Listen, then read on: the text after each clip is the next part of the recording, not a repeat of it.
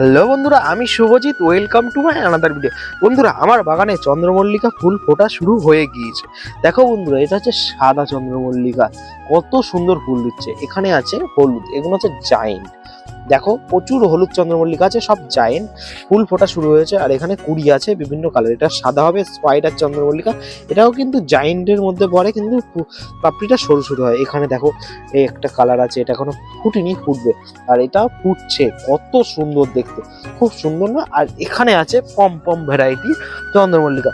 সব গাছে কিন্তু কুড়ি ভর্তি, ফুল ফোটার জন্য অপেক্ষায় আমি আছি। কোনো কোনো গাছে ফুল দিচ্ছে, মানে ফুটছে।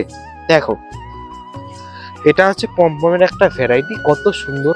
এটার বয়স হবে খুব জোর 2 মাস, 2 মাস থেকে 2.5 মাস বয়স। তাতে কত সুন্দর হয়েছে।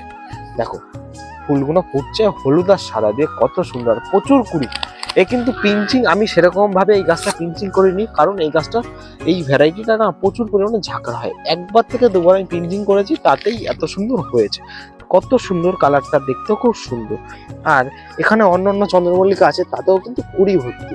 এগুলো ফুল ফুটলে তোমাদের সাথে শেয়ার করবো। গাছগুলো দেখো কি হয়েছে, সেই কাটিং থেকে করা চন্দ্রমল্লিকা। এগুলো দেখো কিরকম হয়েছে আর কি হয়েছে গাছগুলো। এখানে বড় বড় চন্দ্রমল্লিকা আমি এখানে রেখেছি, আর এই পাশটা আছে ছোট চন্দ্রমল্লিকা 6 ইঞ্চি টবে। 6 ইঞ্চি টবে দেখো কত সুন্দর চন্দ্রমল্লিকা আছে, কতটা পরিমাণে কুড়ি আছে। এটা কিন্তু লাল কালার। আর এখানেও আছে। আর আজকের ভিডিওটা এই পর্যন্ত। যদি ভিডিওটাকে ভালো লেগে থাকে তাহলে চ্যানেলটা সাবস্ক্রাইব করবে, লাইক করবে, শেয়ার করবে।